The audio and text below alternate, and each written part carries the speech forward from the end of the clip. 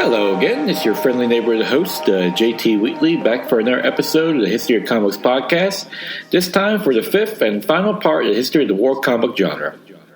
When we last left off, we had finally left World War II and moved all the way up to modern warfare. We're going to conclude this episode with those subject matter. Combat Zone was published by Marvel in 2004 by writer Karl Zindmeister and artist Dan Jurgens, initially capitalizing on the original support for the Iraq War.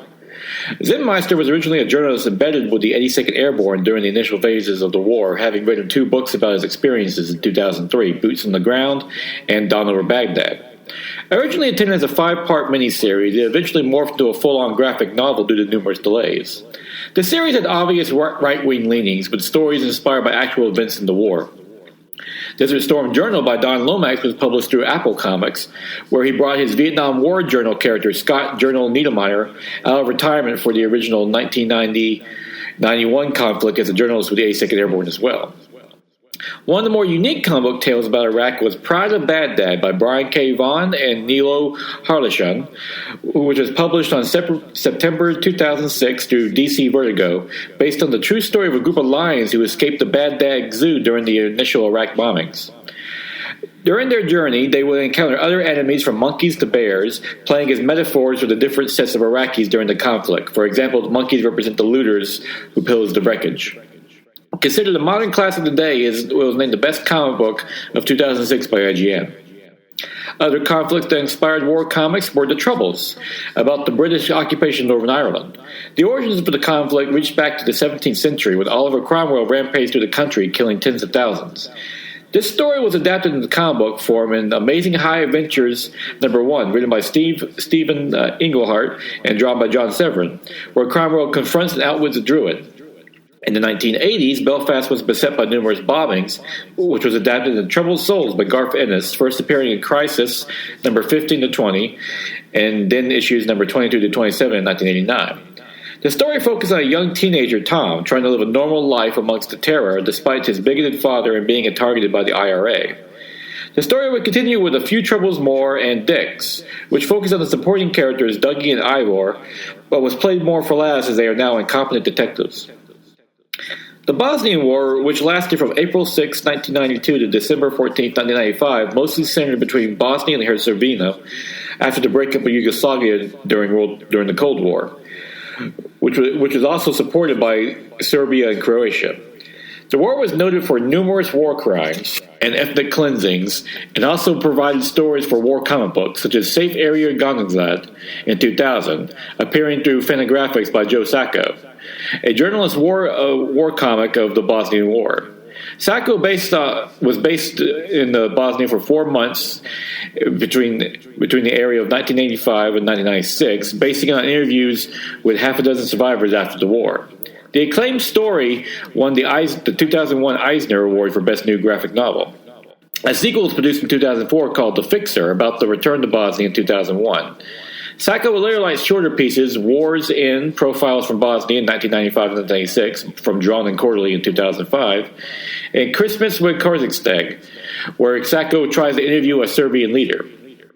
Other books in the conflict were Facts from Sarajevo, which was published in 1996 through Dark Horse, created by writer Irvin Rustmagic, who sent faxes to writers Martin Levick, Herman Heppen, and artist Joe Kubrick, who then illustrated the comic book for Dark Horse.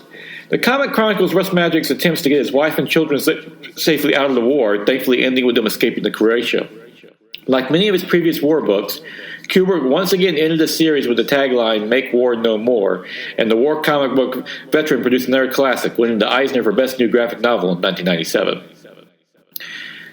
Covert Wars, of course, make great fodder for comic book stories. Brought to Light, 30 Years of Drug Smuggling, Arms Deals, and Covert Action was an anthology series that appeared in 1989 from Eclipse Comics, with stories like Shadow Play, The Secret Team, which was done by writer Alan Moore and artist Bill Savitz, highlighting the U.S. war against communism during the Cold War. Another story, Flashpoint, The Lapinka Bombings, by Joyce Broder and Tom Yeats, told the story of an alleged CIA bombing of Lapinka to kill a Nicaraguan nationalist. There is also real war stories by Eclipse about the peace activists being persecuted in El Salvador, with the U.S. Department of Defense reportedly trying to quash his publication. The Falkland Islands War, in which Argentina tried to take the Falkland Islands from Great Britain, was adapted into comic books. It is Fight for the Falklands, written by John Wagner and illustrated by Jim Watson. It began in battle by IPC from September 18, 1983 through March 19, 1983, detailing the main events of the war. The Falkland File appeared in Warlord, issue number 427 on November 27, 1982, and ran for 20 weeks, covering the battles and equipment used. Invasion appeared in battle from January 24th to August 29th of 1987, which told the true story of Tommy Baker, a schoolboy harassed by Argentinians and imprisoned, only to be freed when the British forces invade. The Tin Pot Foreign General and the Old Iron Woman also dealt with the Falkland Islands War, using the conflict as a satire over pointless war in general. Biggles recounts the Falkland Islands War by writers Bill B. Aso and J. Rideau, with artists Daniel Shavin and M. Urdurzo, was a 48-page documentary graphic novel about the war. Duel appeared in 2006 by Antarctic Press by Ted Nomura, which highlighted the air battles during the Falkland Island conflict as well. The popular but controversial Doonesbury strip also dealt with war, most notably The Long Road Home in 2005 and The War of N, along with Tea Time in Berkhamsted in 2009. Much of this resulted with its longtime character BD, a Vietnam War veteran who was revealed to have lost his leg in the recent Iraq War, with The Long Road Home chronicling his recovery. While creator Gary Trudeau has long been critical of war in general, with politics being left to center, as he was with the Vietnam conflict, he maintained support for the troops, providing lists of soldiers killed along with written dispatches from those serving on the front lines. As a result, Trudeau did receive the U.S. Army's Commander's Award for Public Service, the fourth highest award the Army can bestow on a civilian, in 2006 for his strips on BD's recovery. Controversial political cartoonist Ted Rawl is no stranger to addressing modern wars. Terror Widows by Ted Rawl made the controversial claim that the widows used 9/11 for their own intention, and To Afghanistan and Back appeared in 2002, reported firsthand on the experiences in the conflict. Raw remains no stranger to controversy when on October 22nd, 2007, in one of his cartoons, he argued only idiots enlisted in the military service and died, resulting in the IQ back home in America going up, which resulted in outcry from both sides of the political aisle. And with us now in Fully in the Modern War, that is a surprisingly too brief and rambling history of the war comic genre. Despite the number of these episodes, this only scratches the surface of the number of war comics in the medium.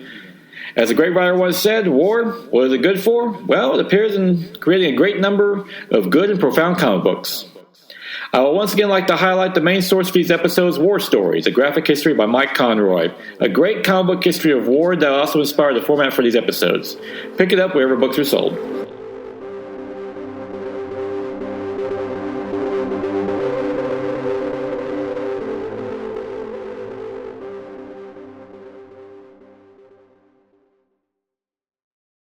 My name is Mark McCray, and I'm the author of The Best Saturdays of Our Lives. I'm Dan Klink, co-host of the Best Saturdays of Our Lives podcast. The Best Saturdays of Our Lives features programming trends from the 1966 television season all the way through the last hurrah of the early digital age of the 1990s. On the show, if it's animated, we talk about it. Order your signed copy today at tbsool.com.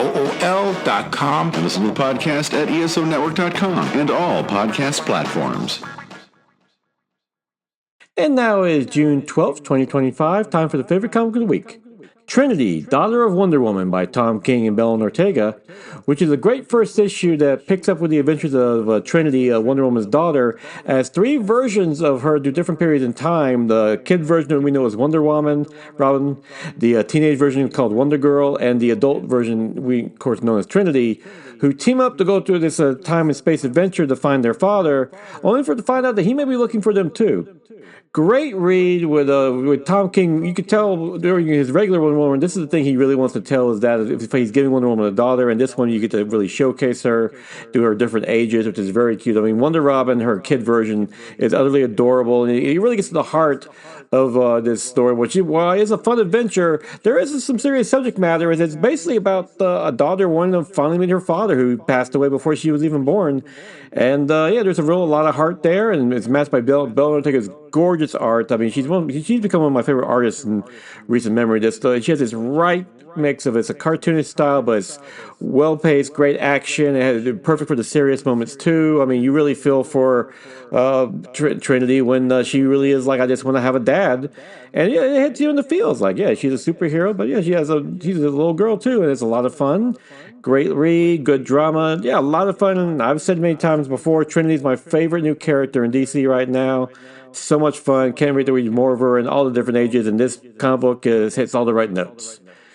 So with that, we conclude this archive edition of the History of the War Comics genre.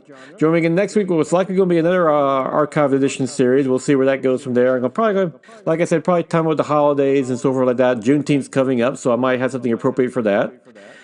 And rest assured, I am still working on some new, the next season up, trying to get some more. I just finished the second draft on what looks like it might be a three-parter. I'm not going to give hints of what I'm doing there, but a lot of good research stuff out there. There's so much research, and I'll keep doing this as long as I have fun doing it. And as I said before, if you don't like it, you're glad to have your money back.